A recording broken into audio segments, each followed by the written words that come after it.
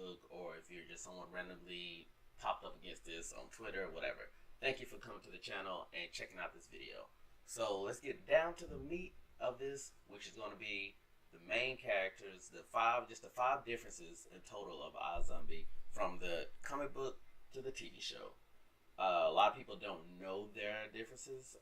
They just know that it was a comic book, when this is the loosest of any adaptation that I've ever seen, besides what Archie is coming with on Riverdale. Go check it out, CW. But anywho, let's get down. I want to do these things within 5 minutes or so. So let's see what we can get done here. First and foremost, the characters. The five major characters I want to say in the comic book. They're Gwen, who is the main character, who is actually Liv in the TV show. And then you have Ellie, which is her best friend in the comic book, and is a ghost who died and couldn't go to heaven or hell or whatever. And then you have Scott, who's a were-terrier. Yes, a were-terrier, a werewolf terrier. A guy, he got bit by a terrier dog. It's crazy. And then you have John Amon, who actually turned her into the zombie that she is. There's a big story behind that in the comic book. And then you have Gavin, who's Gwen's brother, who plays a semi-big role, but since there is a brother in the show, I wanted to mention him in this as well.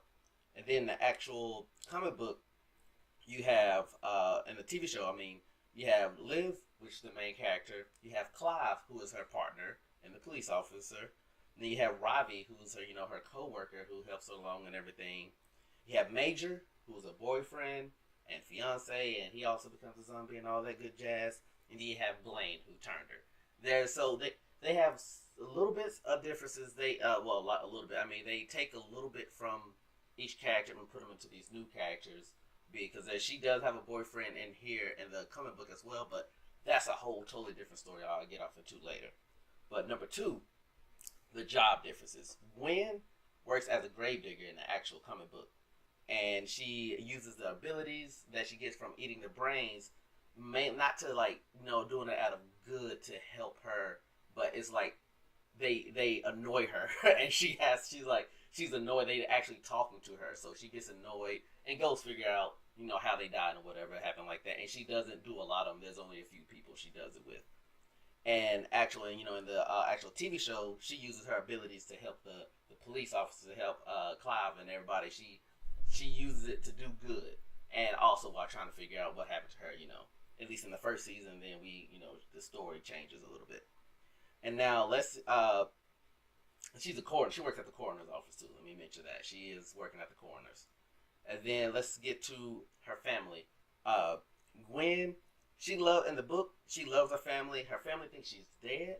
So there's no ill blood. They just once she becomes a zombie, she doesn't contact them because it's been so long. And then she finally does. And her brother got a really great relationship. While in the TV show, Liv, she doesn't get along with her family. They despise her in a sense, a little bit of jadesy, whatever you want to call it, because she didn't marry Major. So they don't like her. Then her brother thinks it's her fault that he got blew up, and a lot of stuff like that. So their family is very angsty towards each other in the actual TV show, which is a lot different. Number four, the plot. The plot itself is totally crazy in the actual comic book. It's ridiculous. You have the zombie presidents. They call the dead presidents. That alone deserves this whole 10-minute episode. And then you have actual like I said, she's not using her abilities to for good. She's just doing them to help her. Most likely, and her friends, are Ellie and Scott. They go on these adventures because it reminds them of the comic book character that they read in the actual comic book, comic section. So they do that, and the overarching storyline is about actual her finding out how she got turned into a zombie, why she got turned into a zombie, who did it, and then there's a planet eater that come eat the planet. Literally, there's a thing that eats the planet. So there we go. So let's get. I'm trying to make it within 5 minutes, but it's a lot to take in, and that's just the comic side. While in the TV show, she goes to that party, becomes a zombie, and she has to eat brains, and the only way she can do that without being weird or a creeper is working in the coroner's office, So she actually goes and does that. Easter brains coincides as a psychic and helps solve these mysteries. And more of a, she's doing good. She's doing a justice, a service, and she actually enjoys doing that. Like, she also wants to know who did it, why they did it, who turned it. She also doing that.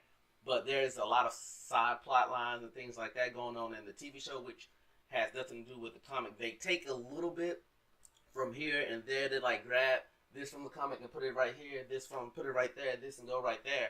But there isn't like a real direct in line because this is a loosely based adaptation of it. And then last but not least, number 5, I would say are the monsters. They have totally different monsters in here. When I say different monsters, if you would like to read it, I recommend reading this comic book because it's so crazy. Especially if you watch the show first and then you go read this, it's ridiculous. But I loved it.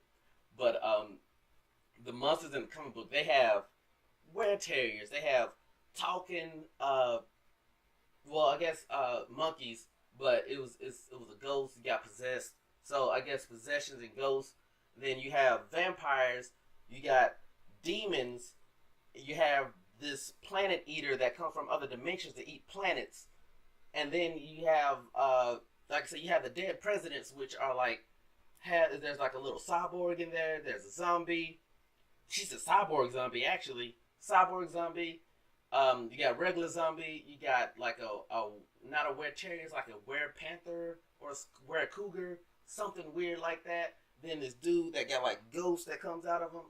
It's crazy. They're all the presidents. It's wild. It's very wild. And so you have all that going on, and you have all those monsters. While in the actual TV show, there's only zombies, at least for now, which I'm so okay with. I'm perfectly fine with them just keeping this a zombie thing because I don't see how they could bring in all of these different creatures. So those are like, to me, the 5 major differences. I'll probably do another video of a breakdown about those differences, like the different character selections of the actual, the like who fits who best, like between the actual characters in the book and the characters in the show. Who fits who takes on what characteristics. I'll probably do that in another video. But I just want to thank you all for sitting here with me for these several minutes out of your day. If you give it a like, leave a comment, discuss it in the comments, subscribe, dislike, tell me how much you hate me. Anything you want to do. Also, be sure to tune in when it comes on. It's coming on in April. I want to lock down the date. I want to say it's the 13th. They changed it a lot. So if you would like to do that, please, go tune in and watch it. Watch the other shows, the other CW shows, because they're all amazing, even though Izombie is a redheaded stepchild of the DC Nation and isn't in their lineup, but it is technically a DC comic show. Anywho, be a hero, baby. Catch you later. Ciao.